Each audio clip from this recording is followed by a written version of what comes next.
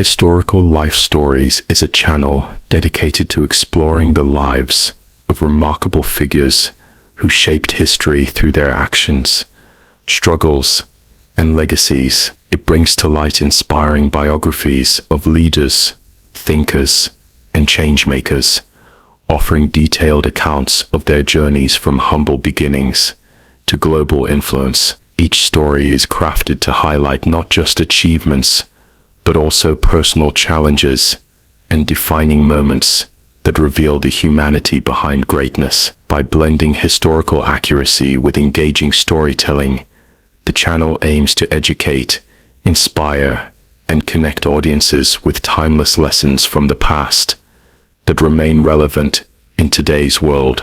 Born Jorge Mario Bergoglio on December 17, 1936, in Buenos Aires, Argentina, he was the eldest of 5 children in a modest family of Italian immigrants. His father, Mario, was an accountant for the railways, and his mother, Regina, was a dedicated housewife. Jorge Mario Bergoglio, who would one day become Pope Francis, began his life in the bustling city of Buenos Aires on December 17, 1936.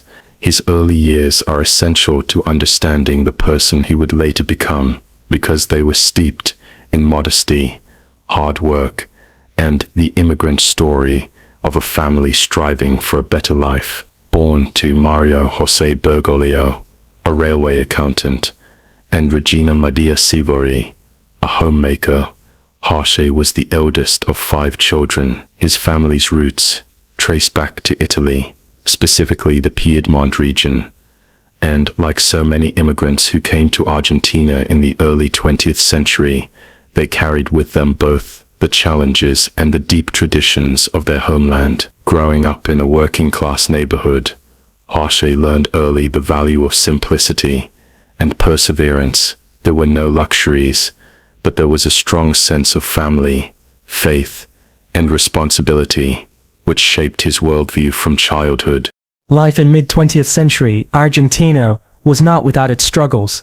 The country was experiencing waves of political upheaval, economic instability, and social change. For immigrant families like the Bergoglios, survival and success meant relying on close-knit community ties and the strength of family bonds. These conditions would later resonate deeply with Jorge, who always had a special connection with ordinary working people and the poor. Even as a boy, he displayed a quiet seriousness. Family members recalled that he was thoughtful, often spending time reading or reflecting, but he also enjoyed soccer with friends, a passion that would stay with him throughout his life. The sense of community he found in his neighborhood and among his peers would later inform his conviction that the church should walk alongside the people, sharing in their struggles and joys rather than staying distant. Jorge's teenage years were marked by both responsibility and the need to work. Before he even considered entering the priesthood, he held a variety of humble jobs to help support himself and gain experience. One of his earliest positions was working as a janitor, cleaning floors and taking on basic maintenance tasks. Later, he took a job as a technician in a laboratory, learning the intricacies of chemical analysis. He also worked at a hosiery factory, operating machinery and gaining first-hand experience of the physical labor that sustained Argentina's working class. These jobs were not glamorous, but they grounded him in reality. They taught him discipline, the dignity of work, and the struggles faced by people who lived paycheck to paycheck. Long before he became a global religious leader, Jorge Bergoglio was immersed in the daily grind that defined so many lives, and he never forgot the lessons he learned during these years. Perhaps the most striking of his early jobs was as a nightclub bouncer. This detail, often mentioned with surprise when people recount his biography, adds a unique dimension to his character. In the lively nightclubs of Buenos Aires, Jorge was tasked with maintaining order, diffusing tensions, and ensuring patrons behaved themselves. While it might seem an odd job for someone destined for a life of faith, it gave him a deeper understanding of human behavior, conflict, and the vulnerabilities that people often hide beneath outward bravado. It was an unusual but valuable training ground for a man who would later lead with compassion, patience, and a keen sense of human weakness. This mix of working in laboratories, factories, and nightlife gave him an unpolished but practical education about the diversity of human experience. At home, Jorge's family nurtured him with strong Catholic values, daily prayer, church attendance, and a sense of service to others were woven into family life. His mother in particular was known for her faith and kindness, and she instilled in her children the belief that faith was not merely about rituals, but about how one treated others. This balance between work and faith became central to Jorge's identity. Unlike some who might grow disconnected from their roots as they rose in society, Jorge always remembered the modest apartment he grew up in, the sacrifices his parents made, and the honest work that sustained them. There was also an element of fragility in his early years that played a profound role in shaping him. At the age of 21, Jorge suffered a severe respiratory illness, pleurisy, a condition that inflames the tissue around the lungs. The illness was so serious that doctors had removed part of one of his lungs. For a young man just beginning to consider his future, this was a sobering experience. It made him acutely aware of mortality, suffering, and the limitations of the human body. While some might have become bitter or fearful, Jorge emerged with a renewed sense of empathy and resilience. He knew what it was like to be weak, to struggle for breath, and to endure uncertainty. Later, as a priest and pope, this experience would help him connect with those who suffered illness, poverty, and despair.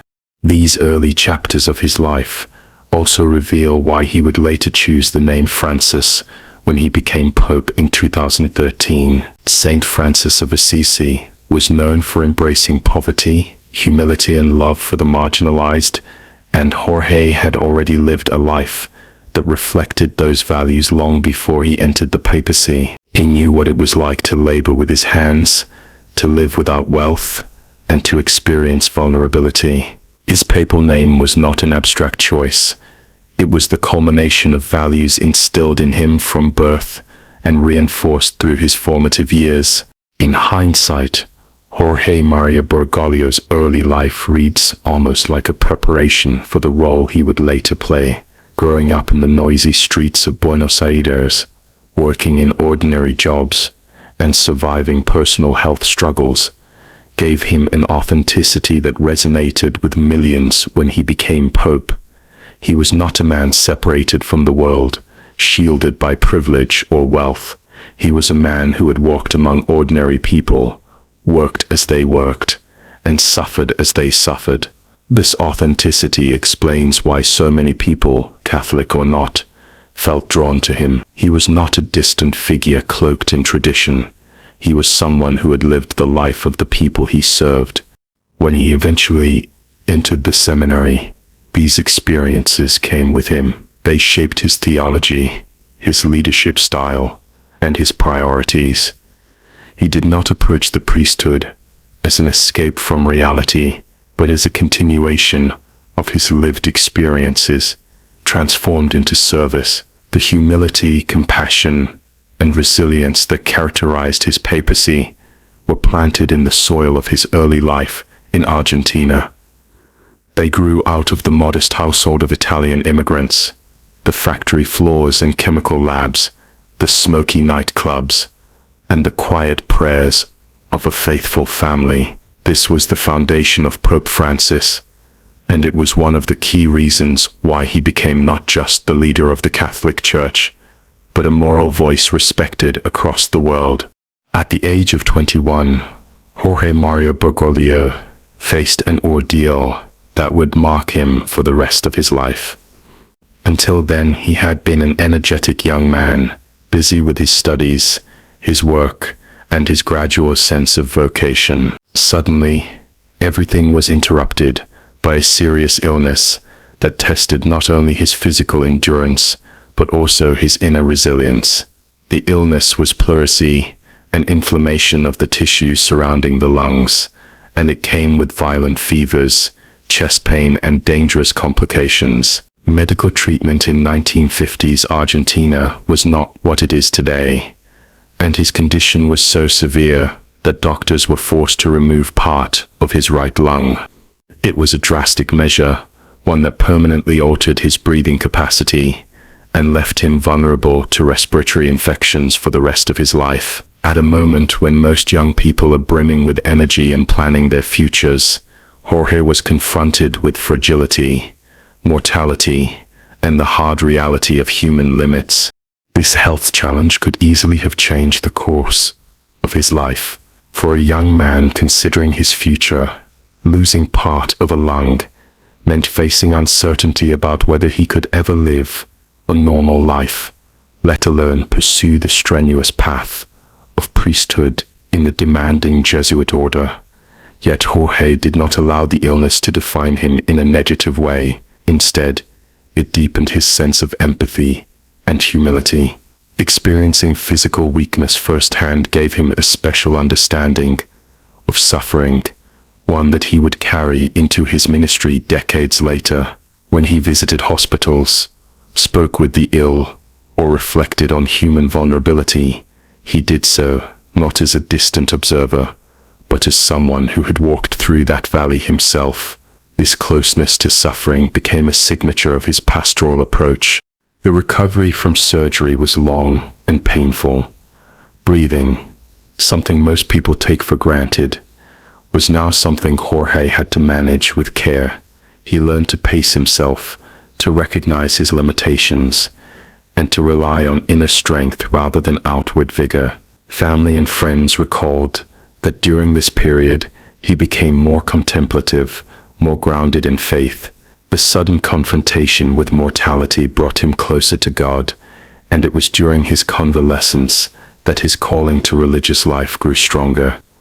It is striking how often in history personal suffering has played a role in deepening a person's spirituality, and in Jorge's case, the loss of part of his lung was both a physical trial and a spiritual awakening.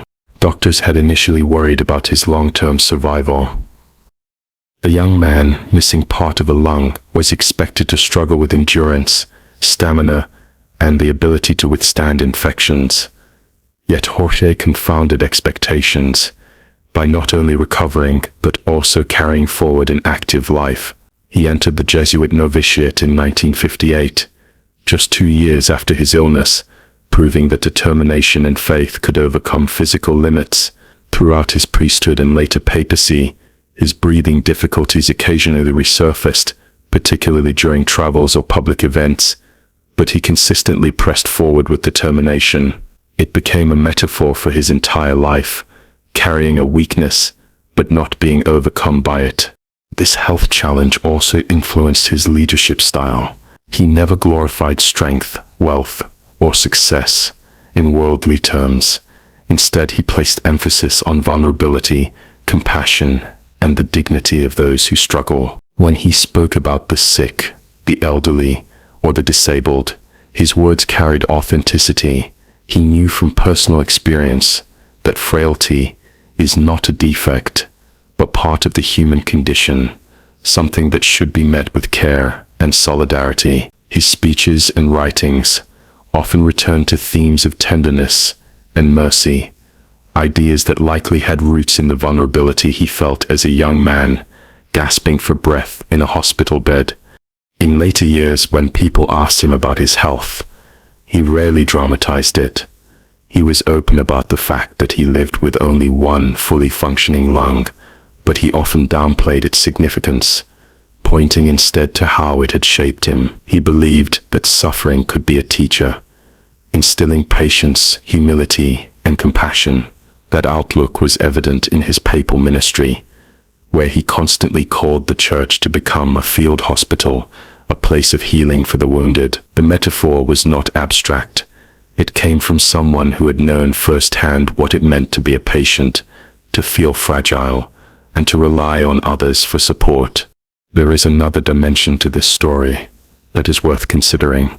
The illness stripped him of illusions of invincibility at a young age. While many young adults imagine themselves strong and indestructible, Jorge learned early that life is fragile and unpredictable. This knowledge may have prevented him from being swept up in youthful arrogance or ambition. Instead, he embraced humility, caution, and a deep reliance on God's will.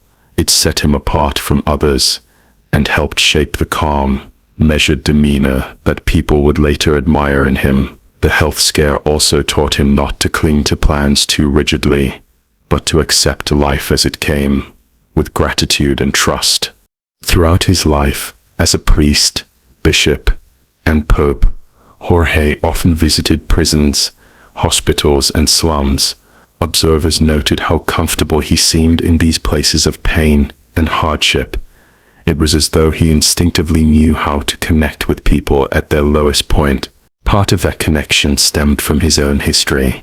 He was not an outsider to suffering. He had felt the limits of his own body, endured long nights of illness, and lived with the scar of surgery. This background gave his presence a sense of authenticity and credibility. When Pope Francis knelt before a sick person or embraced someone in a wheelchair, it was not a gesture for the cameras. It was the natural response of a man who had once been frail himself and knew how much such kindness mattered. Even in the final years of his life, the long-ago surgery played a role. Respiratory infections and fatigue occasionally limited his schedule, and observers often linked this to the missing portion of his lung. Yet he continued to travel, to speak out, and to lead with energy that seemed to defy his physical constraints. It was a quiet testimony to the fact that the human spirit can transcend bodily weakness. His entire ministry was, in a sense, a living sermon on perseverance through frailty. The health challenge of his youth is thus more than a biographical detail. It is a central thread in the tapestry of his life. It shaped his personality, deepened his faith, softened his outlook, and connected him to humanity in a unique way. Without that illness, perhaps Jorge Bergoglio would still have become a priest and even a pope.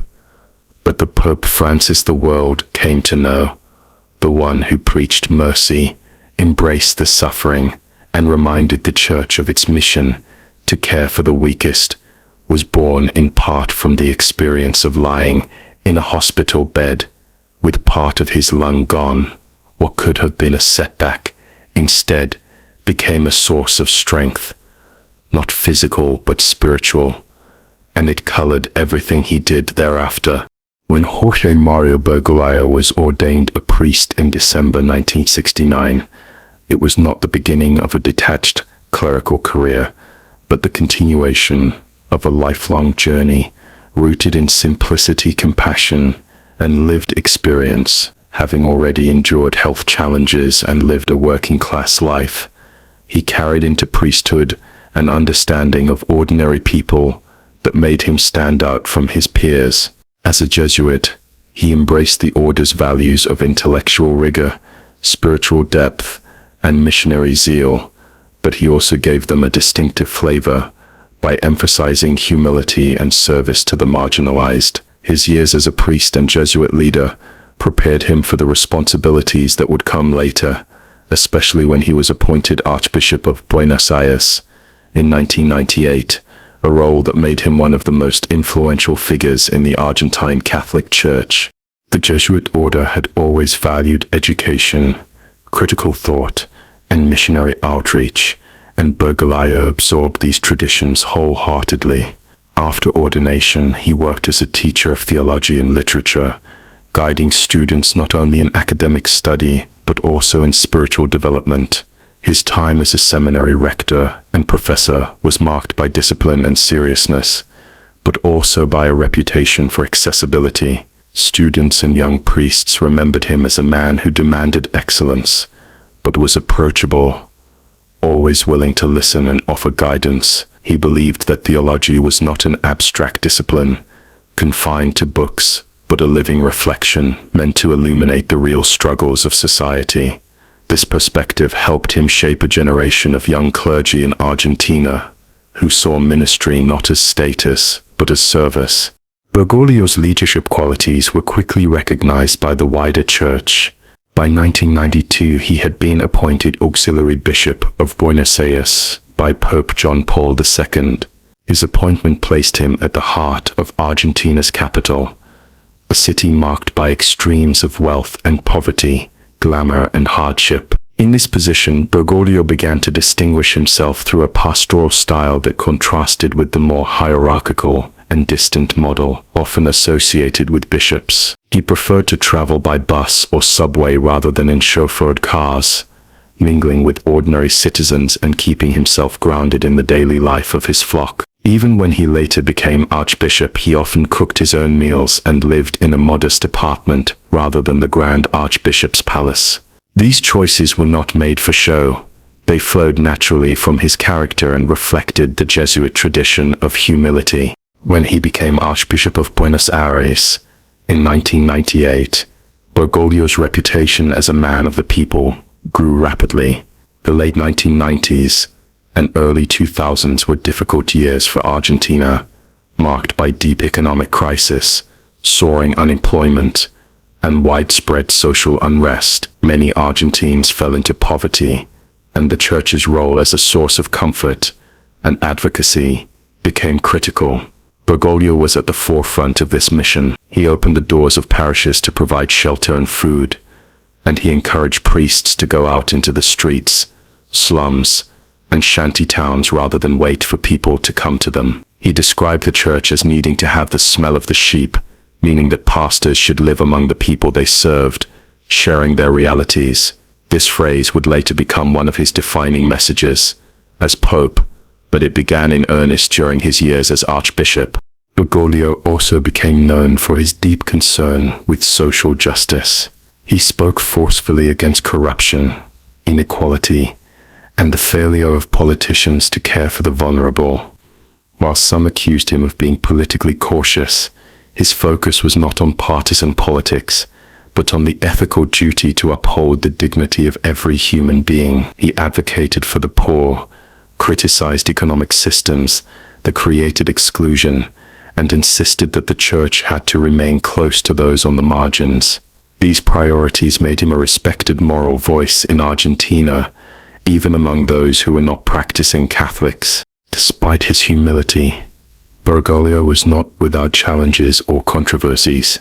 His leadership during Argentina's brutal military dictatorship, 1976-1983, came under scrutiny later in life. At the time, as Jesuit provincial, he had to navigate a dangerous political landscape where speaking out could mean imprisonment or death. Critics argued that he did not do enough to oppose the regime, while supporters maintained that he quietly protected and helped persecuted people behind the scenes.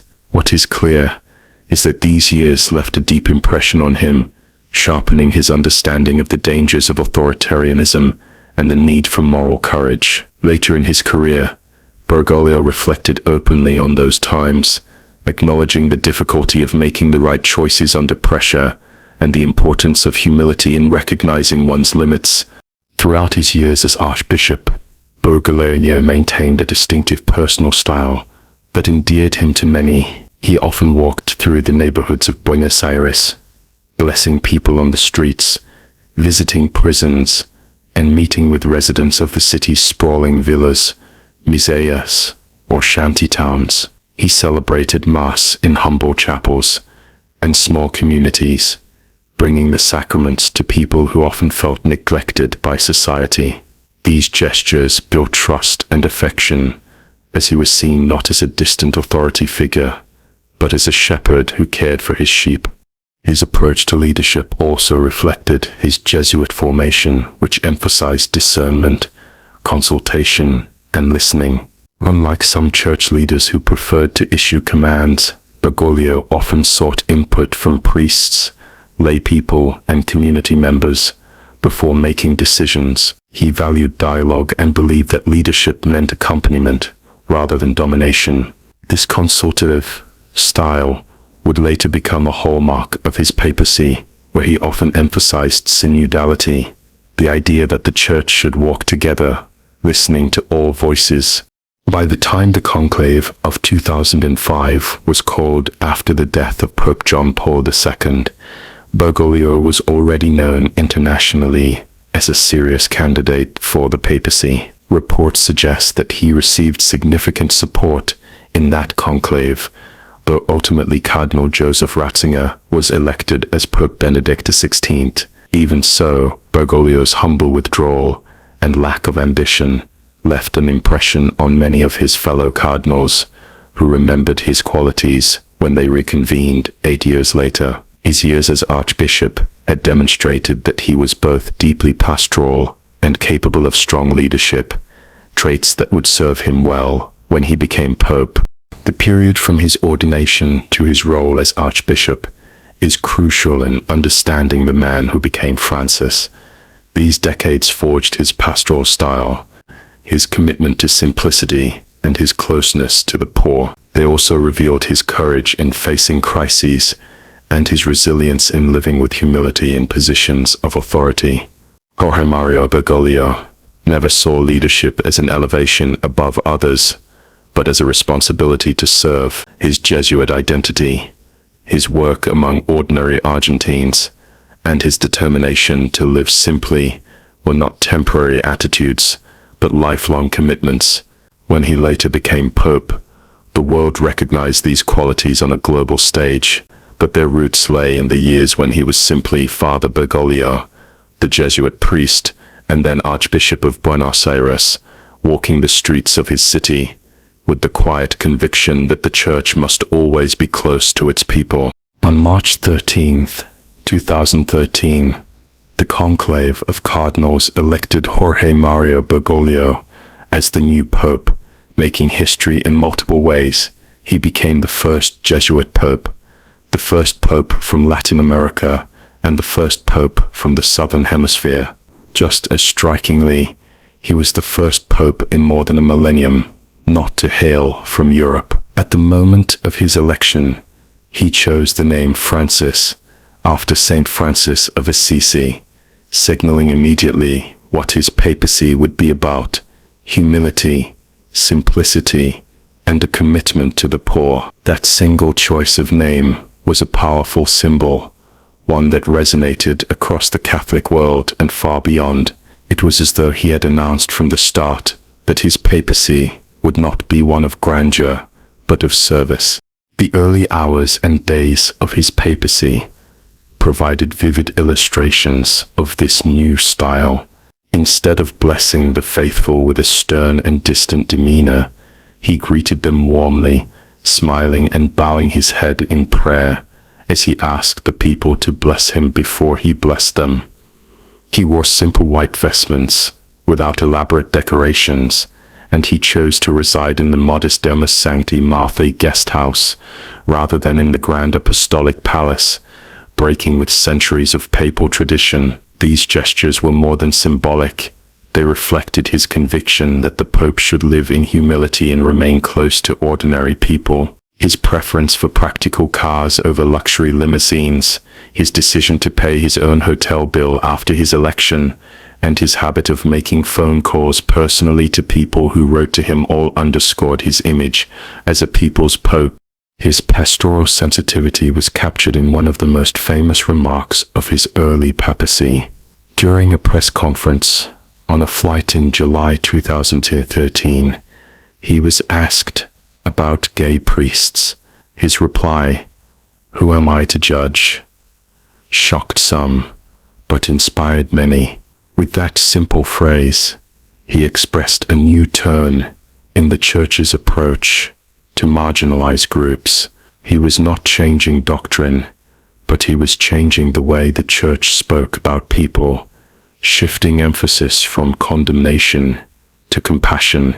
That openness set the tone for much of his papacy, in which dialogue and mercy became central themes. Francis's papacy was also marked by a strong emphasis on reform. He inherited a Vatican administration plagued by scandals, financial mismanagement, and questions about accountability. One of his first major acts was to establish a council of cardinals to advise him on reforming the Roman Curia, the Church's central administration. Over the years, this culminated in the 2022 Apostolic Constitution, Predicate Evangelium, which reorganized the Curia to emphasize evangelization and service rather than bureaucracy and power. He also pushed for financial transparency, tightening oversight of Vatican institutions and curbing corruption, even as he faced internal resistance. One of the defining features of his papacy was his concern for the environment and social justice. In 2015, he published the landmark encyclical Laudato Si, which framed care for the earth as a moral and spiritual responsibility. In it, he criticized consumerism, unbridled capitalism, and environmental exploitation, urging humanity to see the planet as a common home that must be protected for future generations. This was not only a church document, it influenced global debates on climate change and was cited by scientists, activists, and politicians worldwide. Later, in 2023, he followed up with Laudato Deum, a shorter document that reiterated the urgency of climate action and challenged little leaders to act decisively. These writings cemented his reputation as a global moral voice on ecological issues. Francis also addressed some of the most painful crises within the Church, particularly the sexual abuse scandals that had undermined trust worldwide. In 2019, he issued Vicestis Lux Mundi, a motu proprio that established new mechanisms for reporting abuse and holding bishops accountable. Although critics argued that much more needed to be done, his measures represented a significant step toward greater accountability. He repeatedly met with abuse survivors, listened to their testimonies, and asked for forgiveness on behalf of the Church. His emphasis was on transparency and healing, though he acknowledged the long road ahead. Diplomacy was another arena where Francis made a mark. He played a behind-the-scenes role in the thawing of relations between the United States and Cuba. In 2014, hosting secret meetings and encouraging dialogue, he reached out to China, attempting to create frameworks for the appointment of bishops that would ease tensions between the Vatican and Beijing. He also consistently advocated for peace in conflict zones, from Syria to Ukraine to the Middle East. His call for ceasefires and his insistence on the dignity of migrants and refugees resonated globally, particularly as waves of displaced people sought safety across Europe and beyond. One of his strengths was his ability to speak to people outside the traditional boundaries of Catholicism. His simple language, humility, and consistent advocacy for compassion allowed him to connect with non-Catholics, non-Christians, and even people of no faith. Interfaith dialogue became an important part of his papacy. In 2019, he signed the document on human fraternity with the Grand Imam of Al-Azhar, Ahmed Al-Tayeb, promoting peace, coexistence, and the rejection of violence done in the name of religion. This groundbreaking gesture highlighted his role as a bridge builder in a divided world. Francis also drew attention for his efforts to elevate women's roles within the Church. While he did not change the Church's stance on ordination, he appointed women to significant leadership positions within Vatican offices, a historic shift that had long been resisted. He argued consistently that women's voices must be heard, and that the Church needed their wisdom and leadership to fulfill its mission. At home in Rome, his daily life continued to reflect his core values. He ate meals in the guest house dining hall with staff and visiting clergy rather than in private quarters. He emphasized pastoral visits to prisons, hospitals, and shelters, often washing the feet of prisoners, migrants, and women during Holy Thursday ceremonies. These acts symbolized his insistence that leadership was service, not privilege. Over time, his health challenges became more visible.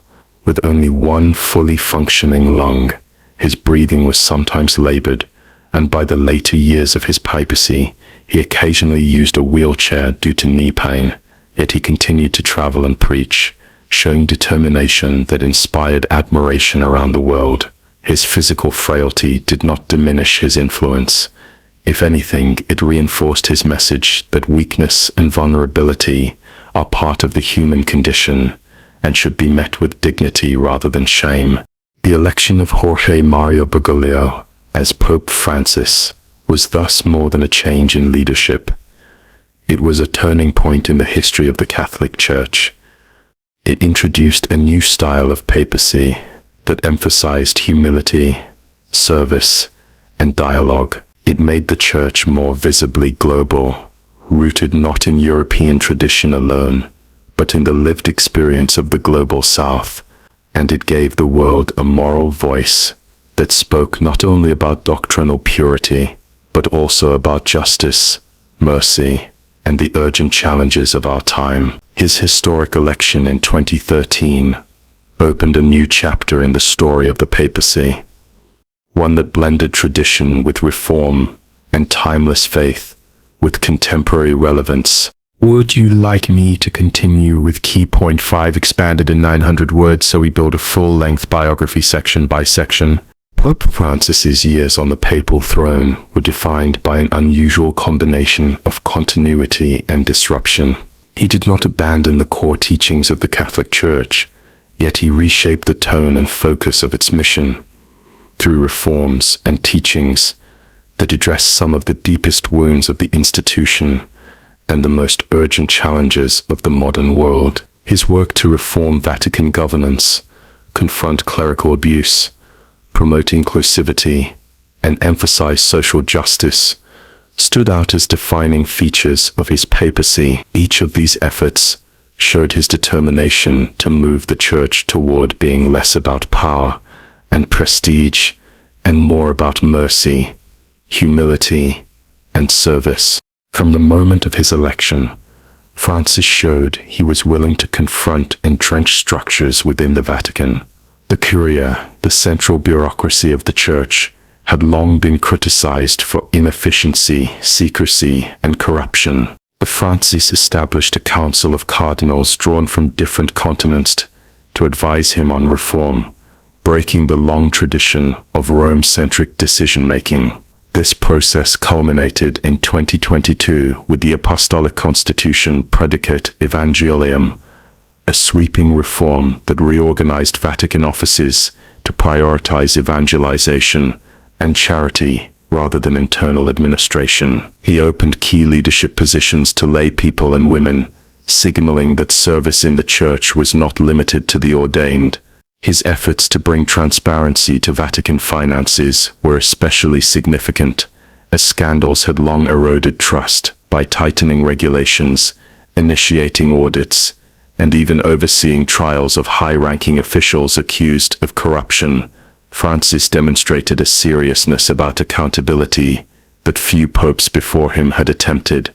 Perhaps the greatest crisis he faced as Pope was the sexual abuse scandals that had rocked the Church for decades. Public outrage over systemic cover-ups and the suffering of survivors had gravely damaged the Church's credibility. Francis acknowledged the failures openly, asking forgiveness and insisting that such crimes could never be tolerated. In 2019, he issued the Motu Proprio Vos Estis Lux Mundi, which required dioceses worldwide to establish clear procedures for reporting abuse and made it mandatory to report accusations against bishops. While critics argued that these measures did not go far enough, many saw them as a decisive step toward greater accountability. Francis's willingness to meet personally with survivors of abuse was equally important. He listened to their stories, often in private, and responded with visible sorrow, insisting that the Church had to be a place of healing. Though the scandal remained a painful wound throughout his papacy, he shifted the conversation from denial and cover-up to transparency and repentance. Inclusivity was another hallmark of his teaching. His famous words, "Who am I to judge?"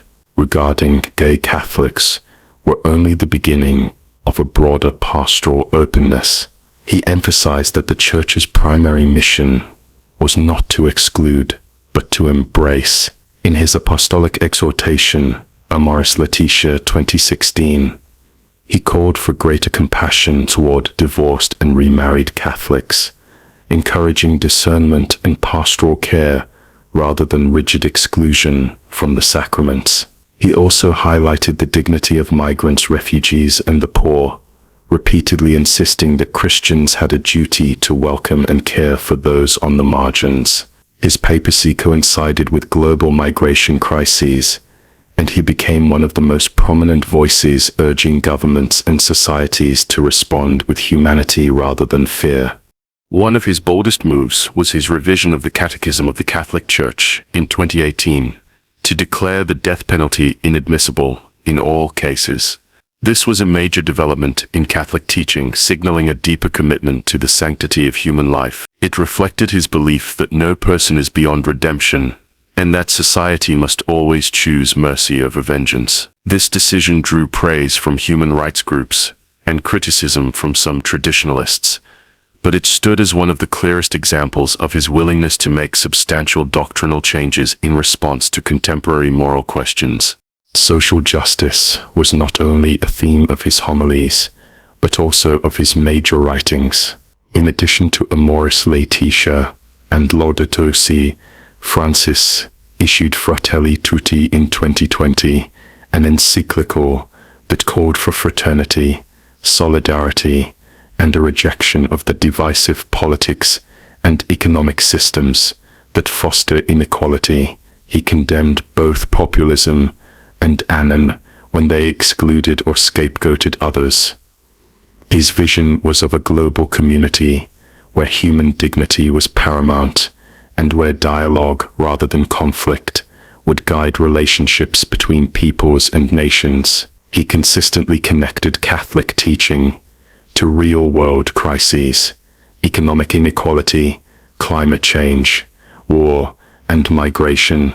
For Francis, faith was not an escape from the world, but a way of engaging with it more justly and compassionately. Liturgically and pastorally, Francis sought to make the Church less rigid and more approachable. He warned against what he called surplus Christians who approached faith with gloom and judgment rather than joy and compassion. He encouraged priests to go out into the streets, to be shepherds who smelled like their sheep, and to bring the sacraments to people where they lived. His vision of a church as a field hospital after battle captured the imagination of many as it painted the church not as a fortress guarding purity, but as a refuge for the wounded. This metaphor reflected his core conviction that mercy, not judgment, should be at the heart of Christianity. He also took steps to elevate the role of women within the Church. While he did not alter the Church's teaching on ordination, he appointed women to high-ranking Vatican positions, including as undersecretaries and consultors in major offices. He opened the formal ministries of lector and acolyte to women, roles that had previously been reserved for men. His remarks about the need for women's voices in decision-making and his appreciation for their pastoral contributions signaled a shift, even if incomplete, in the Church's approach to gender. The reforms and teachings of Pope Francis were not without controversy. Some traditionalists accused him of watering down doctrine or causing confusion by emphasizing pastoral flexibility. Others argued that his reforms did not go far enough, yet his ability to unsettle both sides showed his insistence on walking a middle path, one rooted in tradition, but open to adaptation. His papacy was not about ideological victory, but about reminding the Church of its essential mission to serve, to heal, and to love. By focusing on reform, inclusivity, and social justice, Francis gave the Church a new public image. He reminded Catholics and non-Catholics alike that the heart of Christianity is not power or privilege, but service and mercy.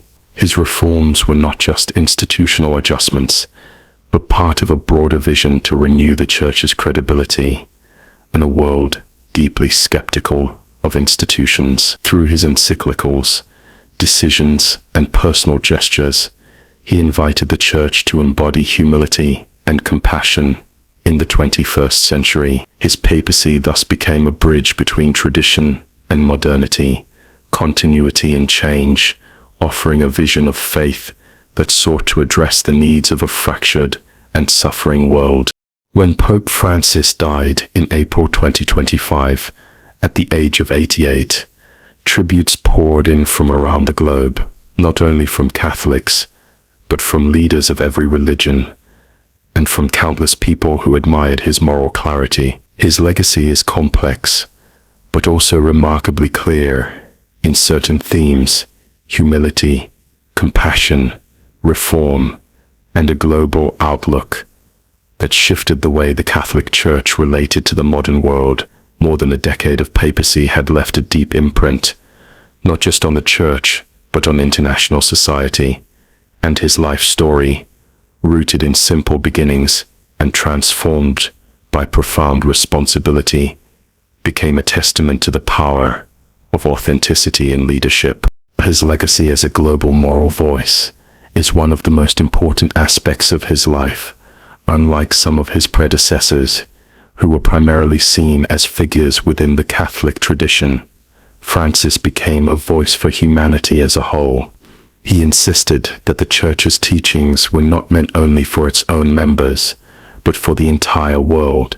This was evident in his encyclicals, which addressed issues like the environment, fraternity, and social justice in language accessible to believers and non-believers alike. His call in Laudato Si for the care of our common home made him one of the most prominent religious figures in the climate change debate. Scientists, activists, and political leaders regularly cited his words, not because he was a religious authority, but because he spoke with moral authority grounded in compassion and concern for the poor, who suffer the most from environmental destruction.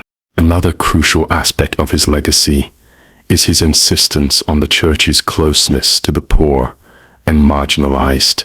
He consistently reminded the faithful that Christianity without service to the poor is hollow. He called for the Church to be a field hospital after battle, a place where wounds are tended rather than where judgments are pronounced. This metaphor resonated with millions, and it came to symbolize his papacy. His repeated gestures, washing the feet of prisoners and migrants, visiting refugee camps, stopping to embrace the disabled and the sick, were powerful reminders that the heart of Christianity is compassion. They were not empty performances. They carried weight because they reflected his lifelong pattern of living simply and remaining close to ordinary people. Francis's commitment to reform within the Vatican also leaves a lasting mark. Though reforms are always contested and incomplete, his reorganization of the Roman Curia through Predicate Evangelium created new structures that emphasize service and evangelization over bureaucracy and prestige. His efforts to increase transparency in Vatican finances, prosecute corruption, and involve laypeople and women in governance were groundbreaking steps that began to break down centuries of clericalism. He may not have solved every problem, but he shifted the culture by showing that change was possible at the heart of the Church's central institutions. A major part of his legacy lies in his teaching on mercy and inclusivity. His statement, "Who am I to judge?" regarding gay Catholics, captured the spirit of his papacy. He did not alter the Church's doctrine in dramatic ways, but he opened doors in terms of tone and pastoral practice. His call for discernment and compassion toward divorced and remarried Catholics in Amoris Laetitia softened the harsh rigidity that had alienated many from the sacraments. His emphasis was always on accompaniment, walking with people in their struggles rather than excluding them for their failures. This pastoral approach helped many rediscover the Church as a place of welcome rather than rejection. It also sparked debates, sometimes fierce within the Catholic world, But even those who disagreed with him acknowledged that he had brought mercy to the forefront of Catholic identity. His legacy also extends beyond the boundaries of Catholicism. Through interfaith dialogue, he forged new paths of cooperation between religions. His signing of the document on human fraternity with the Grand Imam of Al-Azhar in 2019 was a historic moment, underscoring the shared responsibility of faiths to work together for peace, coexistence, and the dignity of every human being. He built bridges with Judaism, Islam, and other Christian denominations, showing that dialogue was not a weakness, but a strength. By doing so, he positioned the Catholic Church not as a fortress guarding itself, but as a participant in global conversations about peace and justice. Another striking dimension of his legacy is his courage to confront global political and economic issues. He was unafraid to criticize systems that foster inequality, exclusion, or environmental harm. He challenged world leaders to rethink the logic of profit and consumerism, and he called out governments that failed to welcome migrants or protect the vulnerable. His encyclical Fratelli Tutti was an impassioned plea for fraternity and solidarity at a time when nationalism and polarization were on the rise. While political leaders often resisted or ignored his challenges, his voice stood as a counterbalance, reminding the world that morality cannot be separated from economics and politics. Francis will also be remembered for his authenticity, his decision to live in modest quarters rather than the apostolic palace, his use of simple cars, and his habit of interacting personally with people all reinforced the credibility of his words. He was not content to preach humility. He embodied it. This authenticity was one of the reasons he was respected even by those who disagreed with him. He showed that leadership rooted in service, simplicity, and compassion could still command attention in a cynical age. In his later years, his physical frailty added a final chapter to his legacy.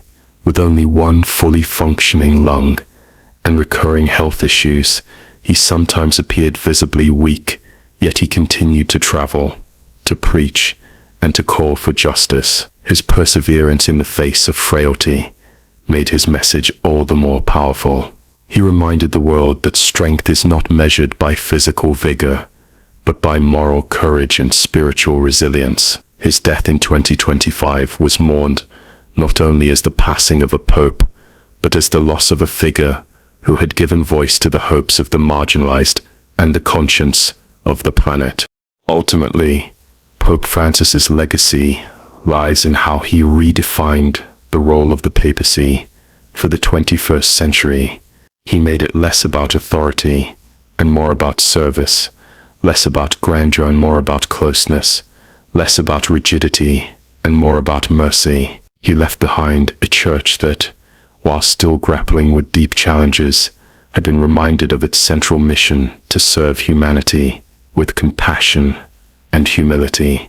His moral leadership extended beyond Catholicism, offering inspiration to people of all faiths and none. He may not have resolved every issue, but he shifted the global conversation about what it means to lead with authenticity and to prioritize the weakest and most vulnerable. In the end, his legacy is not measured only in reforms or documents, but in the countless lives touched by his compassion and the enduring example of a pope who sought not to rule from above, but to walk with his people. Pope Francis's life and papacy can hardly be reduced to a few key themes, yet one dimension that deserves its own place is his emphasis on personal witness and everyday gestures that quietly but powerfully influenced the world. Beyond documents, reforms, and speeches, it was often the small actions, the unexpected choices, and the human warmth he displayed that left the deepest impression. This seventh key point is not an addition in the sense of something separate from his broader legacy, but rather an expansion of the way his daily example shaped both the Catholic Church and global society. He became known not only as a pope of reform and teaching, but as a pope of gestures, gestures that spoke louder than words and touched hearts more directly than doctrine. One of the earliest and most enduring examples was his refusal to live in the apostolic palace. From the moment of his election in 2013, he chose instead to reside in the Casa Santa Marta, a modest guest house within Vatican City. This decision surprised many who had expected him to adopt the trappings of his new office. Yet Francis explained that he preferred community life, where he could share meals with others, greet visitors casually, and avoid the isolation of grandeur. That simple act of rejecting opulence set the tone for his papacy and reminded the world that leadership does not have to be marked by distance and privilege. It was a living sermon on humility, one more powerful than any words. Similarly, his choice of transportation was always modest. While many world leaders and popes before him traveled in luxury cars, Francis often used a Ford Focus, small Fiats, or other simple vehicles. On international trips, he avoided limousines whenever possible. His reasoning was consistent. The shepherd should not live above the flock. These gestures resonated with ordinary people, many of whom saw in him a reflection of their own struggles to live simply and honestly. Another striking element of his witness was the way he used his encounters with people to embody the gospel's call to mercy. On Holy Thursday, instead of celebrating the traditional Mass in St. Peter's Basilica surrounded by clergy, Francis often visited prisons, refugee centers, or facilities for the disabled, where he washed the feet of men and women, Christians and non-Christians alike. In 2013, during his first such ceremony, he knelt to wash the feet of Muslim women and prisoners, a dramatic break from tradition that startled some, but moved millions. These gestures emphasized his belief that the Church's true mission was to serve those most often overlooked. His habit of embracing the sick, the disfigured, and the disabled became another hallmark of his papacy. Photographs of Francis kissing a man with severe facial tumors or holding children with grave illnesses spread widely across the world, offering a counter-image to a society obsessed with perfection and beauty. These encounters were not staged. They were genuine moments of connection. Witnesses often remarked on how he lingered, gave his full attention, and offered tenderness without hesitation. For Francis, these gestures were a way of embodying Christ's closeness to the suffering, and for many observers, they revealed a depth of compassion rarely seen in global leaders. He was also known for making personal phone calls and writing letters to ordinary people who reached out to him. There were countless stories of individuals who had written him about their struggles, bereavement, illness, family crises, and were astonished to receive a phone call from the Pope himself. These conversations were often brief and private, but they carried immense weight to those individuals. Francis was not a distant authority figure, but a pastor who cared enough to listen. These hidden acts, never publicized by the Vatican itself, became known only when recipients shared their experiences, further reinforcing his reputation for authenticity. Francis also consistently used symbolic actions in international settings.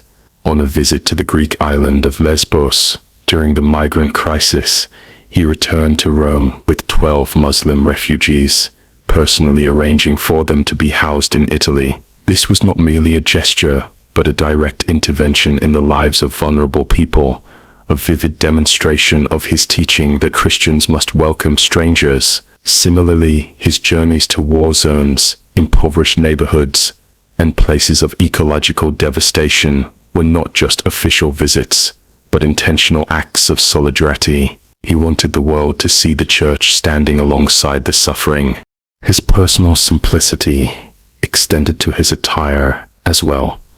While papal tradition included ornate vestments, elaborate red shoes, and other symbols of majesty, Francis opted for plain white cassocks and simple black shoes. His ring, the fisherman's ring given to each pope, was crafted not of gold, but of silver-plated metal.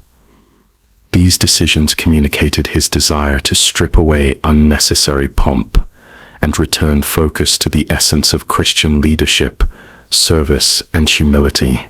One of the most memorable anecdotes of his papacy was his unplanned stop at a local optician in Rome to have his glasses repaired.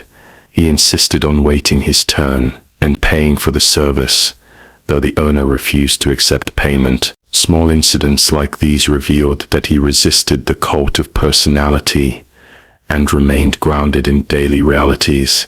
Such stories, while almost humorous, contributed greatly to his image as a leader connected to ordinary life. In his homilies and addresses, Francis often urged people not to overlook small acts of kindness, and he modeled this himself, whether greeting children in the crowd, blessing newlyweds, or stopping his motorcade to embrace someone in distress. He constantly demonstrated that leadership is expressed in attentiveness to the little ones. His witness reminded people that holiness is not only in grand achievements, but in daily gestures of love.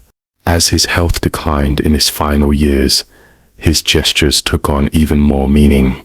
When he appeared frail, using a wheelchair or walking with difficulty, he continued to meet with people, travel when possible, and preach compassion. His persistence, despite physical limitations, was itself a witness to endurance, faith, and courage. It showed the world that dignity lies not in physical perfection, but in the willingness to serve, despite weakness. The legacy of these personal gestures is immeasurable. They softened the image of the papacy, making it more approachable and human. They inspired countless people to return to the church or to re-examine their own lives of service, and they offered a model of leadership for a world often cynical about power, a leadership rooted not in dominance but in humility, not in distance but in closeness. Pope Francis demonstrated that sometimes the most powerful sermons are preached not with words but with actions that embody compassion. Pope Francis passed away on April 5, 2025, at the age of 88, marking the end of one of the most transformative papacies in modern times. His death occurred in Rome, where he had spent the final years of his life, balancing frailty and illness with an unwavering commitment to serve. The news brought immediate waves of grief and reflection across the world, not only within the Catholic Church, but also among leaders of different faiths, secular figures, and ordinary people who had been touched by his words and gestures. Bells tolled in Buenos Aires, his birthplace, as well as in Vatican City, where thousands gathered in St. Peter's Square to pray and honor him. His death was seen not as the quiet departure of a distant leader, but as the loss of a global moral voice who had consistently defended the poor, migrants, and the environment. Tributes poured in from across the globe, with many recalling his humility, his groundbreaking reforms, and his warmth toward those often forgotten. Though his physical presence had ended, his teachings, his example of simplicity, and his insistence on mercy left a legacy that continues to inspire millions.